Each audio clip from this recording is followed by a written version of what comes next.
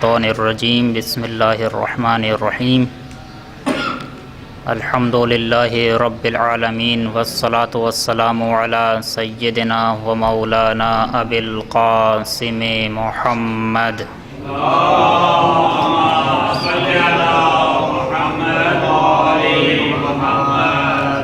وعلی آلہ الطیبین الطاہرین المعصومین المنتجبین المظلومین الذین اذهب اللہ عنہم الرجس وطہرہم تطہیرا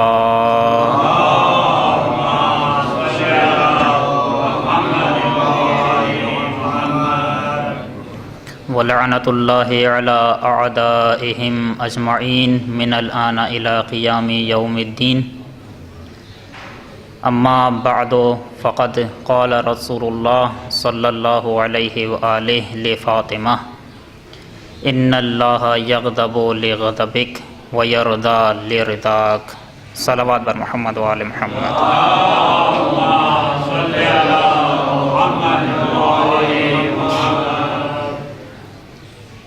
حضرت فاطمہ زہرا سلام اللہ علیہا کی شہادت کے سلسلے میں دو تاریخیں بیان کی گئیں، 13 جمادی الاولیٰ اور 3 جمادی الثانیہ، اور اس میں جو اختلاف کا سبب بنا وہ تاریخ کا ایک لفظ تھا، 77 یا 97، کیونکہ پہلے عربی میں نقطے نہیں ہوتے تھے، نقطے بعد میں لگائے گئے ہماری آسانی کے لیے۔ جب یہ لفظ لکھا گیا 75 و 95 تو ظاہر ہے اس پہ نقطے نہیں تھے۔ بعد میں آنے والوں نے جب اسے پڑھا تو کسی نے 95 و 90 پڑھا اور کسی نے 75 و 70 پڑھا۔ 75 و 70 یعنی بی بی سلام اللہ علیہا پیغمبر کے بعد 75 دن زندہ رہی ہیں، اور جن لوگوں نے 95 و 90 پڑھا انہوں نے کہا کہ بی بی سلام اللہ علیہا پیغمبر کے بعد 95 دن زندہ رہی ہیں۔ بہرحال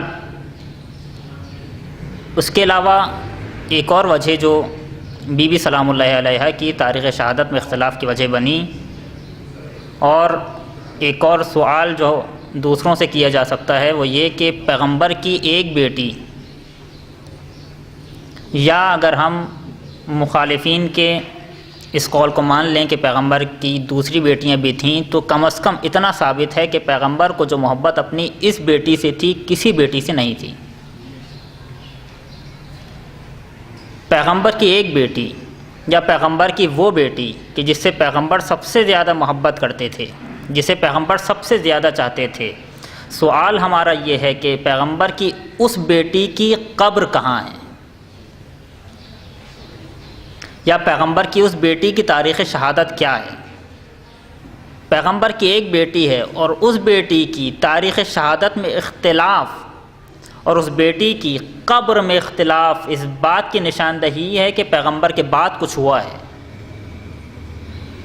جس طرح سے جب بعد میں آنے والے لوگوں نے کوشش کی کہ کسی طرح سے ہمیں پتہ چل جائے کہ جناب فاطمہ زہرا سلام اللہ علیہ کی قبر کہاں ہے، جس طرح سے آیت اللہ مراشی نجفی نے ایک عمل کیا کہ کسی طرح سے معلوم ہو کہ بی بی سلام اللہ علیہ کی قبر کہاں ہے۔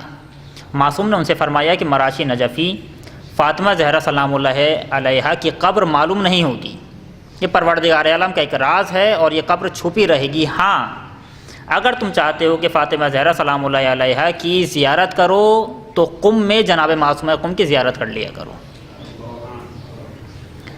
تو یہ طے ہے کہ جناب فاطمہ زہرا سلام اللہ علیہ کی قبر نہیں معلوم اور نہ معلوم ہوگی، اور تاریخ شہادت بھی نہیں معلوم۔ تو لہذا علماء نے فرمایا کہ جو دو تاریخیں ہمارے سامنے موجود ہیں، 13 جمادی الاولیٰ یا 3 جمادی الثانیہ، ان دونوں کے درمیان کے ایام کو ایام فاطمیہ کے نام سے منسوب کیا جائے اور انہیں ایام فاطمیہ کے نام سے منایا جائے، اور اس میں جناب زہرا سلام اللہ علیہ کی سوانح حیات اور ان کے اوپر پڑنے والے مصائب اور مشکلات کا ذکر کیا جائے۔ کیوں؟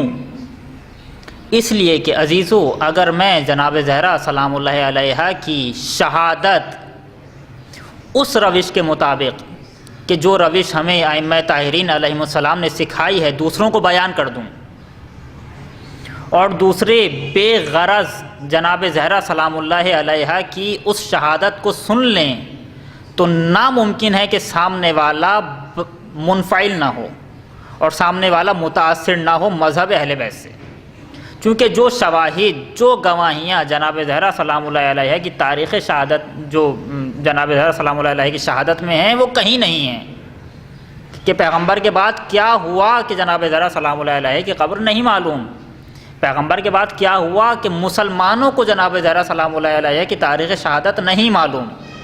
لہذا علماء نے فرمایا کہ جناب زہرا سلام اللہ علیہ کے نام سے یہ دن منسوب کیے جائیں اور جناب زہرا سلام اللہ علیہ کا تذکرہ کیا جائے۔ ہمارا موضوع تھا معیار رضا و غضب الہی۔ اس موضوع کے لیے جو حدیث گزارش کی گئی جناب ختمی مرتبہ صلی اللہ علیہ وآلہ وسلم کی حدیث ہے،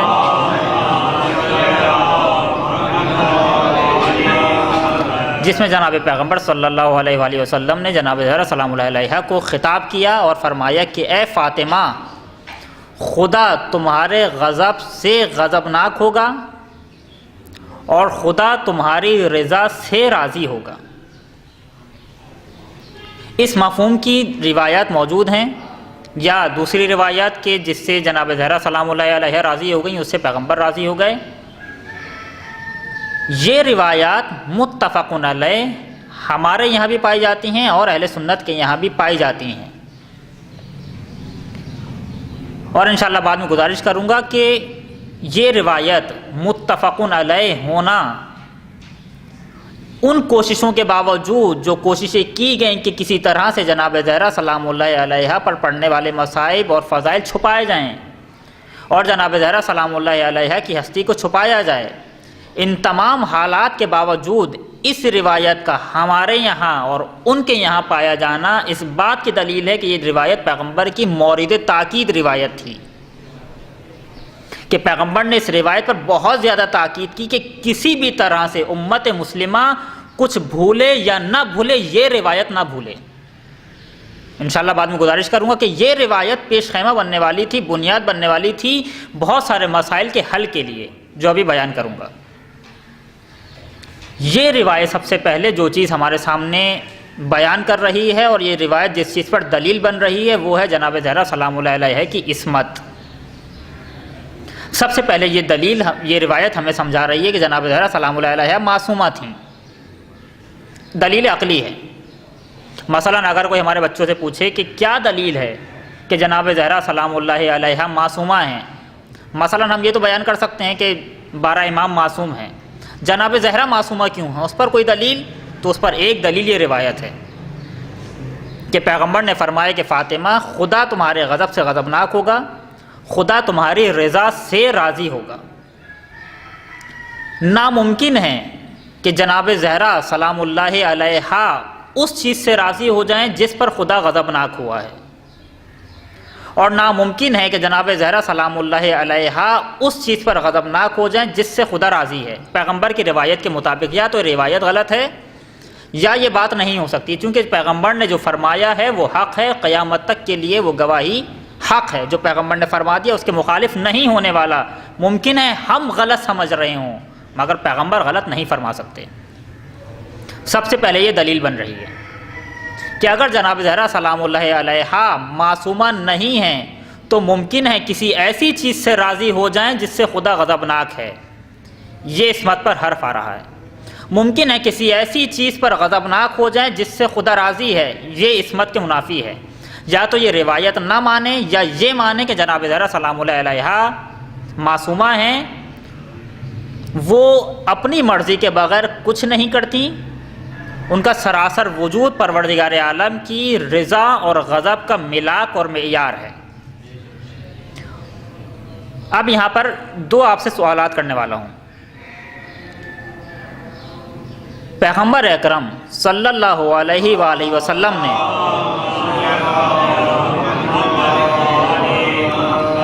اس مفہوم پر، جو مفہوم مختلف الفاظ کے ذریعے سے کتابوں میں آیا ہے، اس مفہوم پر بہت زیادہ تاکید کی ہے، یہ میں آپ کے سامنے بیان کر چکا۔ آخر کیوں پیغمبر نے اس مفہوم کی بہت زیادہ تاکید کی؟ دوسری روایت کے مقابلے میں پیغمبر نے یہ روایت بہت زیادہ تاکید کے ساتھ بیان کی جو دلیل بیان کر چکا. اس کی دلیل یہ ہے کہ روایت اہل سنت کے یہاں بھی پائی جاتی ہے, ہمارے یہاں بھی پائی جاتی ہے. اس کے بہت سارے وجوہات ہو سکتی ہیں. ایک وجہ اور اس کا مصداق آپ کے سامنے بیان کر رہا ہوں, بلکہ دو مصداق کہ پیغمبر نے یہ بات کیوں کہی. اس سے پہلے دو سوالات ہیں, وہ سوالات حل کریں گے, آخر میں نتیجہ نکلے گا. پیغمبر اکرم صلی اللہ علیہ وآلہ وسلم کی شہادت کے بعد یا وفات کے بعد, چونکہ علماء نے پیغمبر کے لیے لفظ شہادت بھی استعمال کیا ہے, پیغمبر کی وفات کے بعد یا پیغمبر کی شہادت کے بعد جو واقعات ہوئے, لوگوں کا جناب زہرا سلام اللہ علیہ کے گھر پہ ہجوم لانا, ان پہ گھر پہ حملہ کرنا, امیر المومنین کو بلانا, ان تمام واقعات میں امیر المومنین خود سامنے نہیں آئے, بلکہ جناب فاطمہ زہرا سلام اللہ علیہ کو سامنے کیا. کیوں؟ سوال ہے یا نہیں ہے؟ ہمارے یہاں کوئی بھی غیرت دار مرد ہو, اگر اس میں غیرت ہے, اس کے یہاں جب کوئی دستک دیتا ہے تو اگر گھر میں مرد موجود ہے تو خاتون کی موجودگی میں مرد نہیں جاتا. اور جبکہ ایسے حالات میں کہ جب امیر المومنین کو معلوم ہے کہ یہ لوگ دروازے پر یا گھر پر حملہ کرنے آئے ہیں, ایسے حالات میں امیر المومنین خود سامنے نہیں آئے, جبکہ جناب فاطمہ زہرا سلام اللہ علیہ کو سامنے بھیجا. اور امیر المومنین جیسا غیرت دار ہمارے سامنے دنیا میں کوئی موجود نہیں ہے. غیرت سر چشمہ لیتی ہے امیر المومنین سلام اللہ علیہ کی ذات سے, لیکن ان تمام حالتوں کے باوجود امیر المومنین خود سامنے نہیں آئے. امیر المومنین نے ان تمام حالات پہ صبر کیا, امیر المومنین خاموش رہے, امیر المومنین نے سکوت اختیار کیا. معاف کیجیے گا, مصائب کے جملے کہہ رہا ہوں. امیر المومنین کے سامنے جناب زہرا سلام اللہ علیہ کو زد و کوب کیا, مگر امیر المومنین نے برداشت کیا. اس کے باوجود جناب زہرا کو سامنے بھیجا, خود سامنے نہیں آئے. یہ پہلا سوال. دوسرا سوال یہ ہے کہ وہ بی بی سلام اللہ علیہا کہ جس نے اپنے پاس اپنی شادی کا جوڑا بھی نہیں رکھا, جس کے در سے کوئی فقیر بھی خالی ہاتھ نہیں گیا, جو خود بھوکی رہیں, خود پیاسی رہیں, مگر دوسروں کو کھانا کھلایا, ایسی بی بی فدق مانگنے کے لیے غیروں کے پاس گئیں. آخر کیوں؟ آخر کیا تھا فدق میں کہ جناب زہرا سلام اللہ علیہ کہ جس نے اپنے پاس کچھ نہیں رکھا وہ فدق لینے کے لیے گئی ہیں دربار میں, اور امیر المومنین نے بھی جناب زہرا سلام اللہ علیہ کو نہیں روکا دربار میں جانے سے. کیا فدق یہاں پر کوئی موضوعیت رکھتا ہے؟ فدق کی کوئی حیثیت تھی جس کے لیے کہنے والے نے کہا تھا کہ اگر ان سے مانگ لیتے تو یہ فدق دے دیتے, غصب کرنے کی ضرورت نہیں تھی. یہ دونوں سوالات ہمارے سامنے موجود ہیں. تھوڑا سا تاریخ کا جائزہ لوں گا, چونکہ شاید ہمیں تاریخ معلوم بھی نہیں ہے, معلوم ہونی چاہیے, اور اس کے آخر میں یہ دونوں سوالات حل ہو جائیں گے. جیش اسامہ تشکیل دیا گیا پیغمبر اکرم صلی اللہ علیہ وآلہ وسلم کی موجودگی میں. ابھی پیغمبر زندہ ہیں, پیغمبر نے ایک دستہ بھیجا کہ جا کر دشمن سے لڑو. وہ دستہ ابھی کچھ دور گیا تھا کہ ان لوگوں کو خبر ملی کہ پیغمبر کا آخری وقت ہے اور پیغمبر حالت احتضار میں ہیں. جیسے ان لوگوں کو یہ خبر ملتی ہے, یہ لوگ پیغمبر اکرم کے حکم کی سرپیچی کرتے ہوئے واپس آ جاتے ہیں, اور واپس آ کر پیغمبر کی عیادت نہیں کرتے, بلکہ سقیفہ بنی ساعدہ میں جمع ہوتے ہیں اور انتخاب کرتے ہیں کہ آخر پیغمبر کے بعد خلیفہ کون ہوگا. تعجب کی بات صرف یہ نہیں ہے کہ پیغمبر کی زندگی میں پیغمبر کے کہنے کے باوجود خلیفہ کا انتخاب ہو رہا ہے, اور ابھی واقعہ غدیر کو ہوئے کچھ زیادہ دن نہیں گزرے, 1.25 لاکھ کے مجمع نے سنا تھا واقعہ غدیر, اور یہ جملہ سنا تھا من کنت مولا ہو فہذا علی مولا, اور سب نے تسلیم بھی کیا تھا امیر المومنین کو اپنا مولا. دلیل یہ ہے کہ غیروں نے بھی امیر المومنین کو آ کے مبارکباد دی کہ بخن بخن لکا یا علی, علی آپ کو مبارک ہو کہ آپ مومنین کے مولا بن گئے. اس کا مطلب یہ کہ مولا مانا ہے. ان تمام حالات کے باوجود پیغمبر زندہ ہیں, پیغمبر نے اپنی زندگی میں اپنے جانشین کا تعین بار بار کیا ہے اور صریحاً واقعہ غدیر میں امیر المومنین کو اپنا جانشین بنا دیا، اور پیغمبر کی موجودگی میں یہ لوگ سقیفہ بنی ساعدہ میں جمع ہوئے ہیں تاکہ پیغمبر کے جانشین کا انتخاب کریں۔ مصیبت صرف یہ نہیں ہے کہ پیغمبر کے جانشین کا انتخاب کر رہے ہیں، ایک اور مصیبت یہ ہے کہ پیغمبر کی موجودگی میں پیغمبر کے جانشین کا انتخاب کر رہے ہیں، یعنی پیغمبر کی موجودگی میں امت مسلمہ نے تعلیمات پیغمبر کو بھلا دیا۔ جو امت مسلمہ پیغمبر کی موجودگی میں تعلیمات پیغمبر کو بھلا سکتی ہے، وہ پیغمبر کے بعد تعلیمات پیغمبر میں کتنی تحریفات کر سکتی ہے، جس کا میں بھی شاہد ہوں اور آپ بھی شاہد ہیں اور تاریخ بھی شاہد ہے۔ انصار موجود ہیں کہاں؟ سقیفہ بنی ساعدہ میں۔ انصار کے دو بڑے گروہ ہیں، اوس اور خزرج، اور ہمیں معلوم ہے کہ اوس اور خزرج کے درمیان پیغمبر کے آنے سے پہلے آپس میں نزاع اور لڑائی تھی۔ یہ دونوں ایک دوسرے کے خون کے پیاسے تھے۔ پیغمبر اکرم جب مبعوث ہوئے تو پیغمبر اکرم صلی اللہ علیہ وآلہ وسلم نے دونوں کے درمیان صلح و آشتی کرائی، دونوں کے درمیان صلح ہو گئی، مگر صلح کرنے کے باوجود ابھی بھی دونوں کے دلوں میں بغض موجود تھا، اور یہ سقیفہ بنی ساعدہ میں بیٹھے خلیفہ کا انتخاب کر رہے تھے۔ ان لوگوں نے بہرحال اب ان کے دلائل اور پھر بعد میں جو لوگ آئے مہاجرین ان کے دلائل اور پھر بعد میں دوسرے لوگ ان کے دلائل، ان دلائل کو ذکر نہیں کرنا، بہرحال اپنے خلیفہ انتخاب کیا۔ کس کو انتخاب کیا؟ سعد ابن عبادہ نامی ایک شخص کو۔ ابھی خلیفہ کا انتخاب ہونے والا تھا اور لوگ سعد ابن عبادہ کی بیعت کرنے والے تھے۔ سعد ابن عبادہ کون ہے؟ جس کا تعلق خزرج سے ہے، قبیلہ خزرج، اس سے اس کا تعلق ہے۔ اوس والے بھی خاموش ہیں کہ کسی طریقے سے ہمارے مخالف تک روایت چلی جائے، مگر یہ خلافت چلی جائے، مگر یہ خلافت امیر المومنین تک نہ جائے۔ امیر المومنین کے بغض میں اپنے دشمن کے ساتھ اتحاد کرنے کو تیار ہیں اوس، اور اوس والے سب لوگ اس شخص کی خلافت پر متفق ہو گئے۔ ابھی خلیفہ کا انتخاب ہونے والا تھا، ابھی اس خلیفہ کی بیعت کرنے والے تھے کہ اوس میں سے ایک شخص اٹھا کہ جس کے دل میں بہت زیادہ کینہ تھا، اس نے جا کر فوراً مہاجرین کو خبر دی کہ تمہارے ہوتے ہوئے یہ خلافت انصار تک جا رہی ہے۔ خلافت کی رسہ کشی آپ دیکھیے گا پیغمبر کے بعد، جب کہ نص پیغمبر بھی موجود تھی، قرآن کی آیت بھی موجود تھی، سیرت پیغمبر بھی موجود تھی، قول پیغمبر بھی موجود تھا، اور اس کے باوجود یہ سب کچھ ہو رہا ہے پیغمبر کی زندگی میں۔ اور وہاں جب پیغمبر اکرم صلی اللہ علیہ وآلہ وسلم کی شہادت یا وفات ہوئی تو پیغمبر کی وفات کے وقت اور پیغمبر کے نماز جنازہ پڑھنے والے کتنے لوگ تھے؟ 6 یا 7 لوگ۔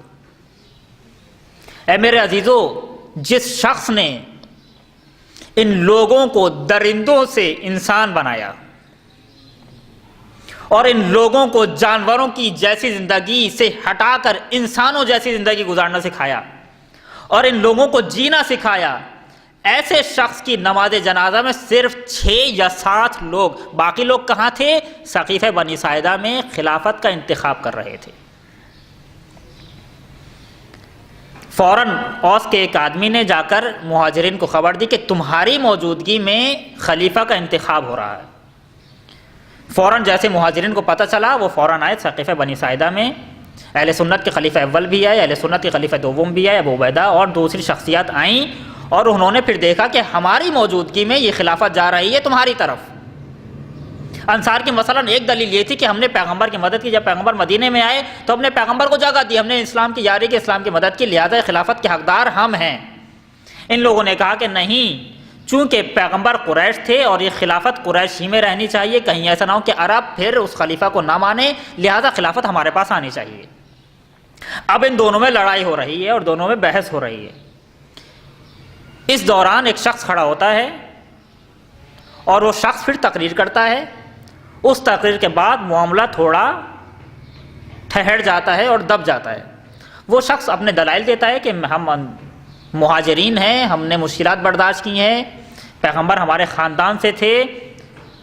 پھر اس میں ایک سیاست اس تقریر میں یہ تھی کہ ان لوگوں کو بھی فراموش نہیں کیا، انصار کو، اور کہا کہ تمہاری خدمتیں بھی ہم فراموش نہیں کر سکتے، تمہاری بھی خدمتیں ہیں، جب پیغمبر تمہارے پاس آئے تو تم لوگوں نے پیغمبر کو جگہ دی، اس کا مطلب یہ کہ خلافت ہمارے پاس رہنی چاہیے، وزارت تمہارے پاس چلی جانی چاہیے، یعنی ہم تمہیں فراموش نہیں کر رہے۔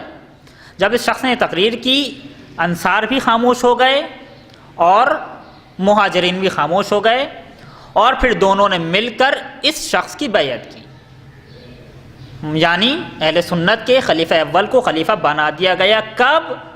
جب پیغمبر حالت نظام میں ہیں یا پیغمبر کی شہادت یا وفات ہو چکی ہے،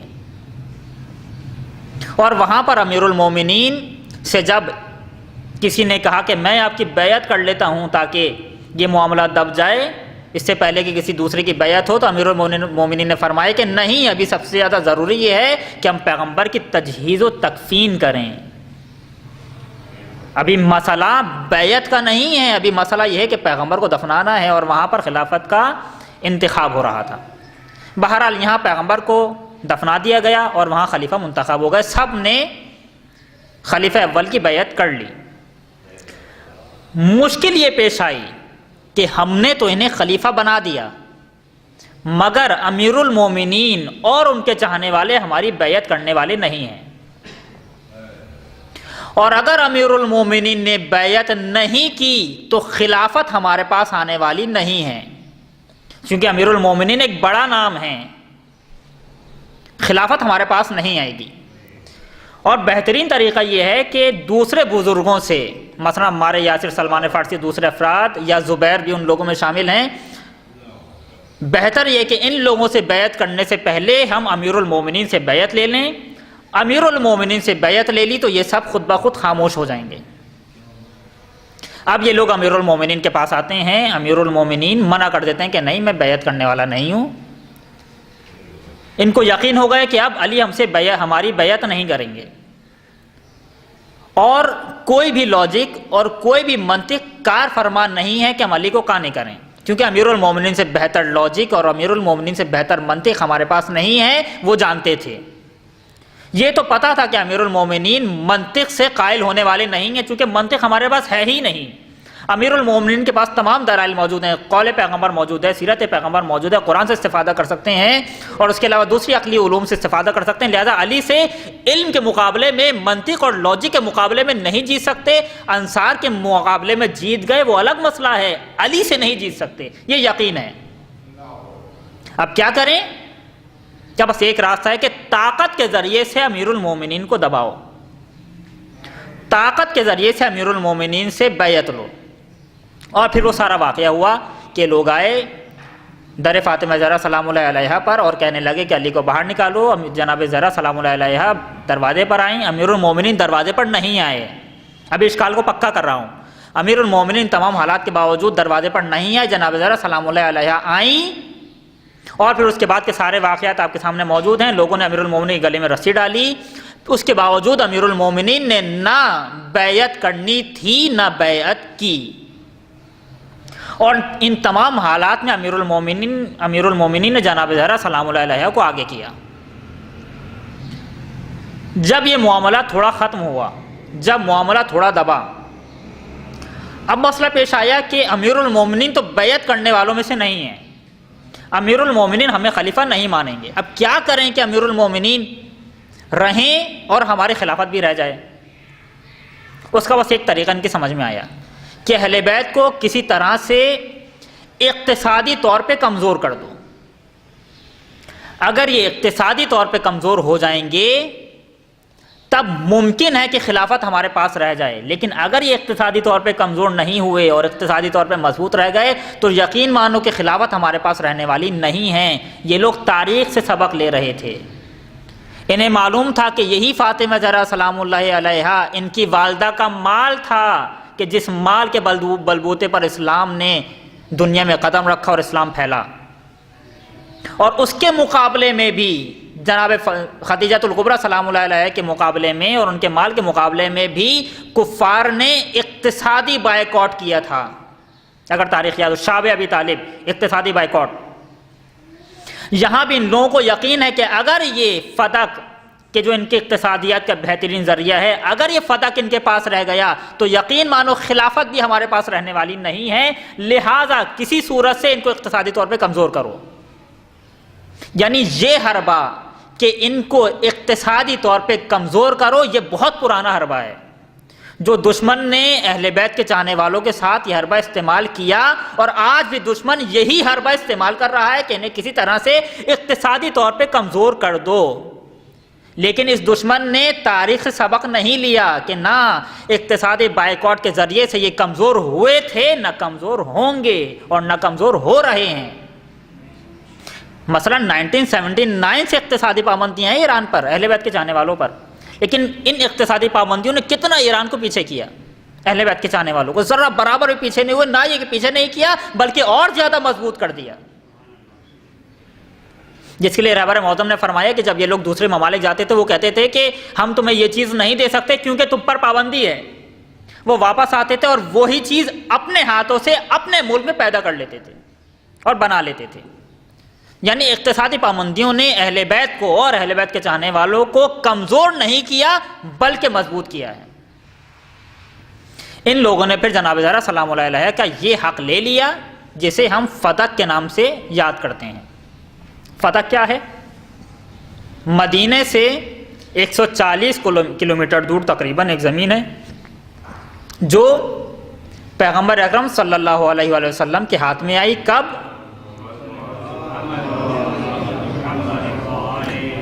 سن 7 ہجری میں۔ فتق پیغمبر کو کب ملا؟ سن 7 ہجری میں۔ کس وقت ملا؟ کہ جب امیر المومنین کے زور بازو کی بنیاد پر قلعہ خیبریہ فتح ہوا، امیر المومنین نے اپنے ہاتھ سے دروازہ خیبر کو اکھاڑ کے پھینک دیا۔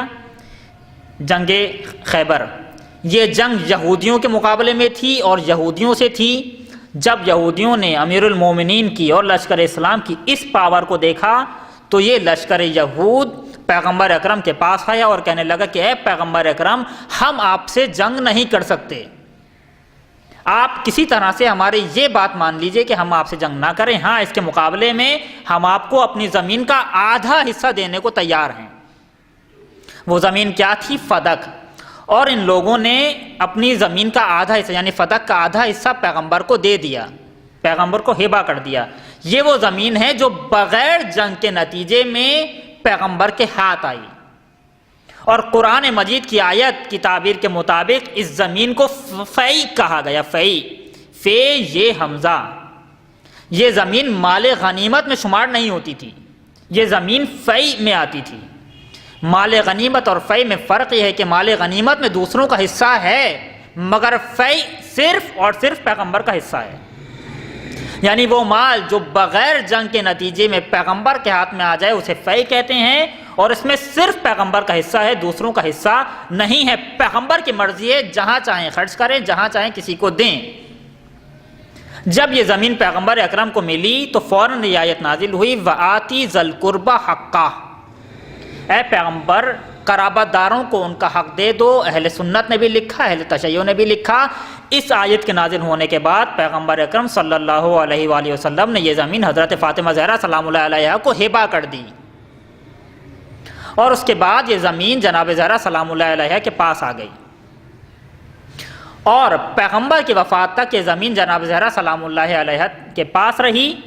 پیغمبر کی وفات کے بعد جب یہ خلافت منتقل کی گئی اور لوگوں نے سوچا کہ جناب زہرا کو اقتصادی طور پہ کمزور کیا جائے، یہ زمین جناب زہرا سلام اللہ علیہ سے چھین لی، اور اس زمین کے مقابلے پر جناب زہرا سلام اللہ علیہ نے احتجاج کیا، اور نہ یہ کہ صرف احتجاج کیا، گھر بیٹھ کر احتجاج نہیں کیا، گھر سے باہر نکل آئیں اس زمین کی خاطر۔ آخر کیوں؟ آخر کیا تھا اس فتق میں؟ اور باقاعدہ مناظرہ کیا جناب زہرا سلام اللہ علیہ نے۔ واضح سا جواب دوں اور ان دونوں سوالوں کا آخر میں ایک متفق جواب دوں اور بات تمام کروں۔ فتق خود کوئی وسیلہ نہیں تھا۔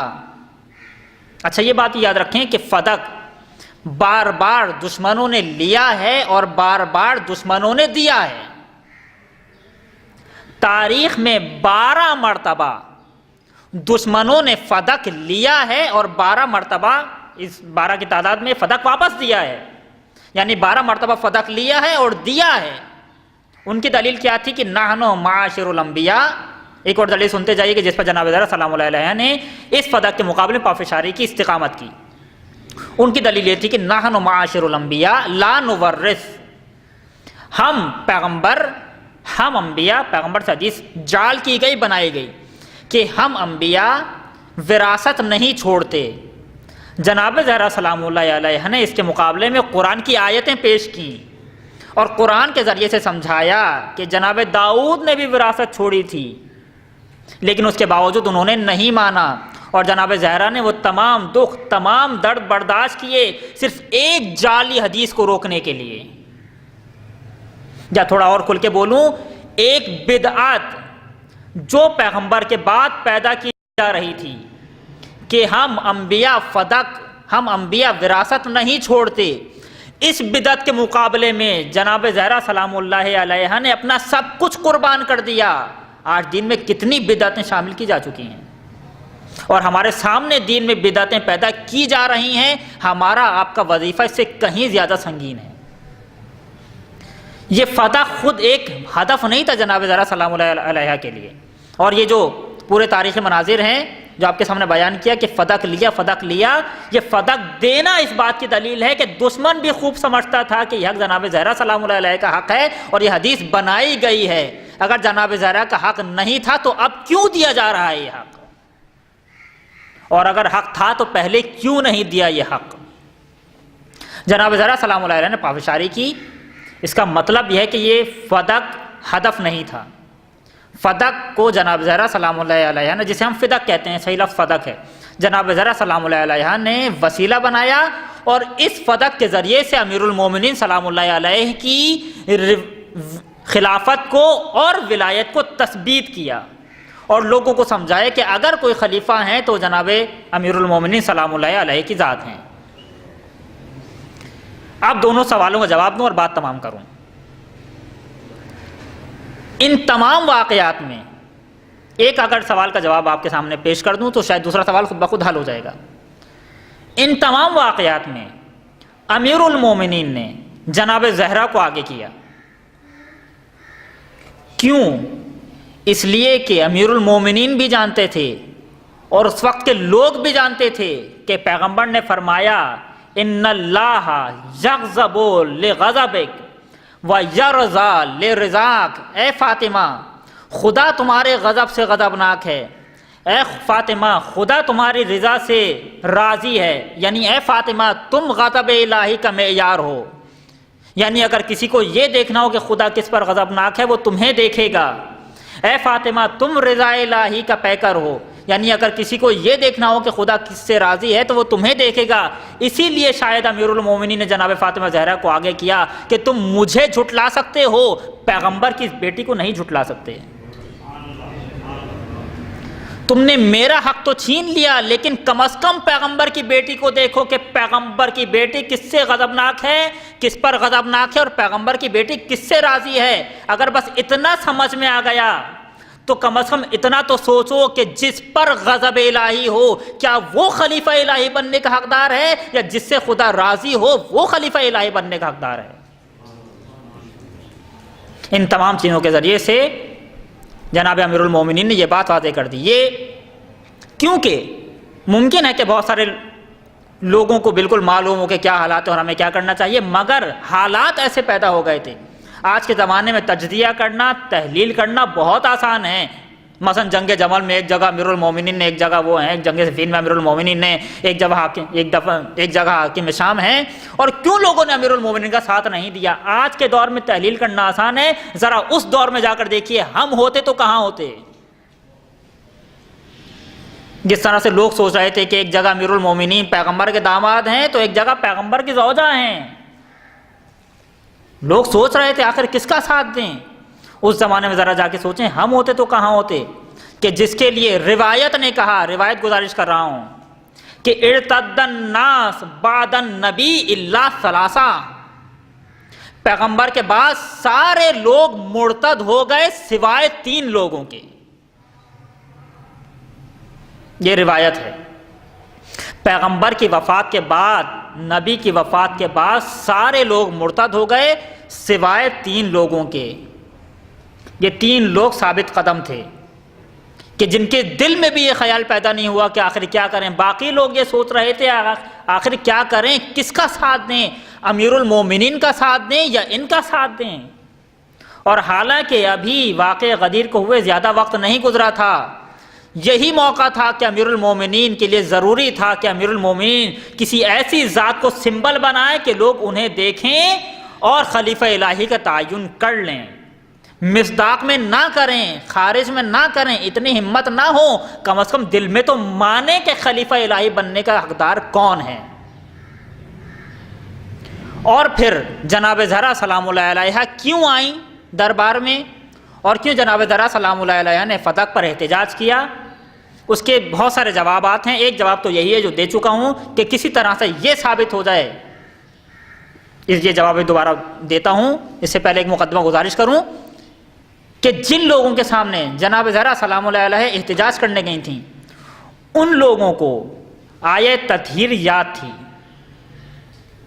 ان لوگوں کو آیہ مباہلہ یاد تھی، ان لوگوں کو پتہ تھا کہ قرآن مجید کی تعلیمات کی روشنی میں اور پیغمبر کی تعلیمات کی روشنی میں اگر کوئی صدیقہ ہے، اگر کوئی صادق ہے تو جناب زہرا سلام اللہ علیہ کی ذات ہے، اور وہ لوگ جناب زہرا سلام اللہ علیہ کو جھٹلا رہے تھے، نعوذ باللہ۔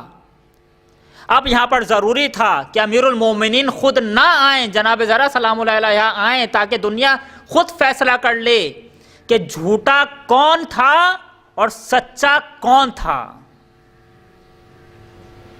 وہ لوگ جناب زہرا سلام اللہ علیہ پر یہ تہمت لگا رہے تھے کہ فاطمہ زہرا تم غلط کہہ رہی ہو، اب تم لوگ فیصلہ کرو کہ میری صداقت کے لیے قرآن مجید کی آیت قصیدہ پڑھ رہی ہیں، اور یہ لوگ مجھ پر تہمت لگا رہے ہیں نعوذ باللہ جھوٹ کا، اب تم بتاؤ صادق کون تھا اور جھوٹا کون تھا۔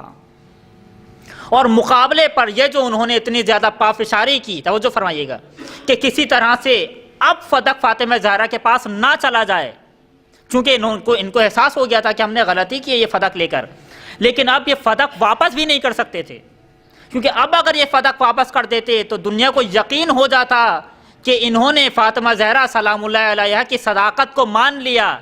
پھر دنیا سوال کرتی کہ اگر یہاں فاطمہ زہرا کی صداقت کو مانا تو ولایت امیر المومنین کے لیے جناب فاطمہ زہرا کی صداقت کو کیوں نہیں مانا۔ ان تمام حالات کی روشنی میں یہ سارے لوگ پھنس چکے تھے، لہذا ضروری تھا کہ امیر المومنین جناب زہرا سلام اللہ علیہا کو آگے کریں، اور شاید اسی لیے پیغمبر اکرم نے اتنی زیادہ تاکید کے ساتھ یہ روایتیں بتائیں کہ لوگ کسی بھی طرح سے کچھ بھولیں نہ بھولیں، یہ نہ بھولیں، کیونکہ اگر یہ بھول جاتے تو بہت سارے شواہد شاید تاریخ میں گم ہو جاتے۔ ہاں، پیغمبر کے بعد کچھ اچھا نہیں ہوا پیغمبر کی بیٹی کے ساتھ، ایام فاطمیہ ہیں، ان تمام حالات کو ذرا ذہن میں لائیے۔ 75 دن میں 95 دن اگر زیادہ مان لیں، ایسا کیا ہوا کہ فاطمہ زہرا 95 دن زندہ نہ رہ سکیں؟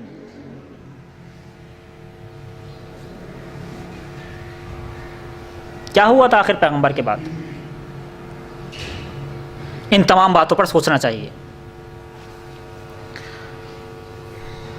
پیغمبر اکرم ابھی زندہ ہیں، بستر علالت پر ہیں، دق الباب ہوتا ہے۔ جناب زہرا سلام اللہ علیہ نے پوچھا کون؟ فرمایا، دروازے کے پیچھے سے آواز آئی کہ مجھے پیغمبر سے ملنا ہے۔ فرمایا بابا ابھی نہیں مل سکتے، واپس چلے جاؤ۔ آنے والا واپس چلا گیا، پھر دوبارہ آیا، تیسری مرتبہ جب آیا تو جناب زہرا سلام اللہ علیہ کی آنکھوں سے آنسو گرے، جس سے پیغمبر کو افاقہ ہوا۔ پوچھا فاطمہ کیا ماجرا ہے؟ فرمایا بابا بار بار ایک شخص آ کر کے دق الباب کرتا ہے جو آپ سے ملنا چاہتا ہے۔ فرمایا فاطمہ یہ ملک الموت ہے،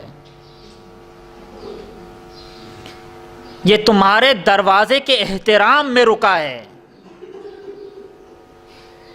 اے میرے عزیزو، جس دروازے کے احترام پر ملک الموت بھی رک جاتا ہو، وہ دروازہ بھی جلاتے ہوئے ظالموں کو شرم نہیں آئی؟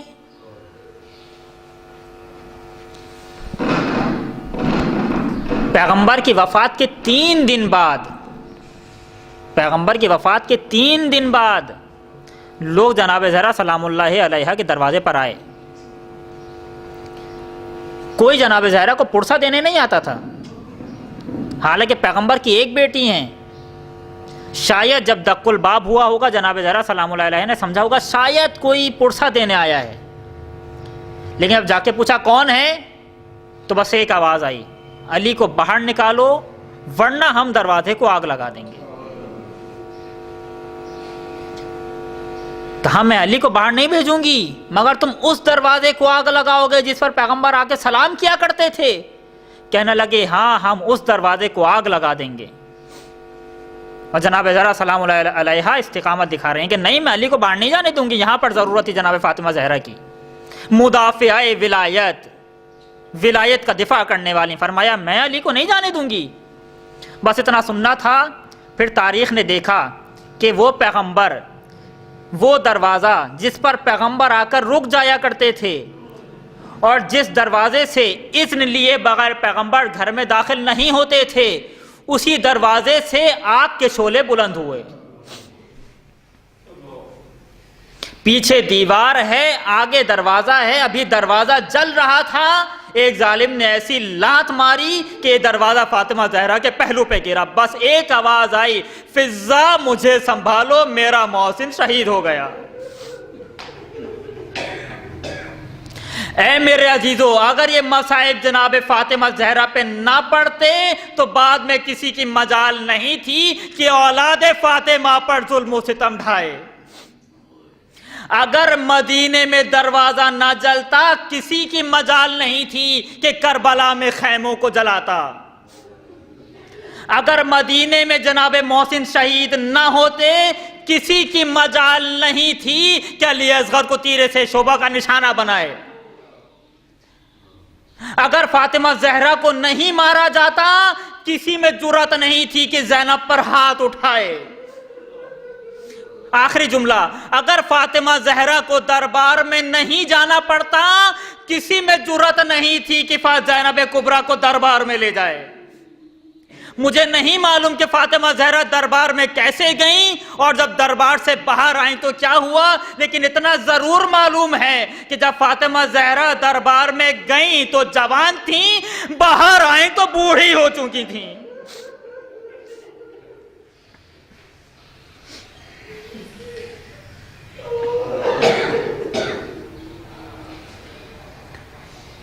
انا للہ و انا الیہ راجعون۔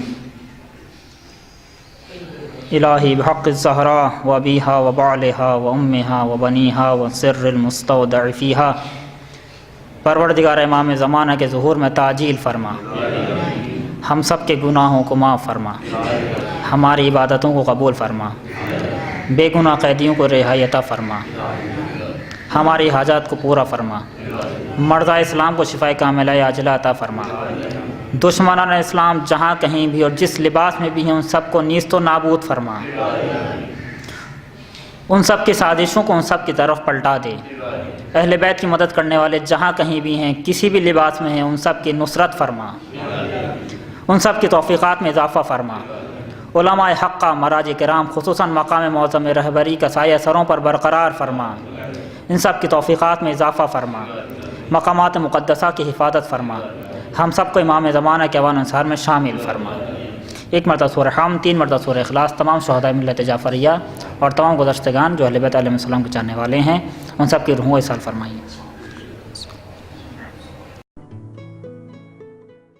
المہدی ایجوکیشنل سوسائٹی پیش کرتا ہے بچوں اور بڑوں کے لیے دلچسپ موضوعات پر مبنی مختلف علماء کرام کے ایک نئے تربیتی انداز کے ساتھ زبردست ڈیزائن اور تفریحی مقامات پر آؤٹ ڈور لیکچر، جس میں میڈیا کی بڑھتی ہوئی خرافات اور دور حاضر کو مد نظر رکھتے ہوئے بچوں کی تربیت، گفتگو میں اخلاقی معیارات، گھریلو زندگی میں پیش آنے والے مسائل اور ان کا حل، ملت تشیع کو اندرونی اور خارجی خطرات اور ان سے آگاہی اور اس طرح کے مختلف موضوعات کو جدید طرز اور خوبصورتی کے ساتھ پیش کیا گیا ہے۔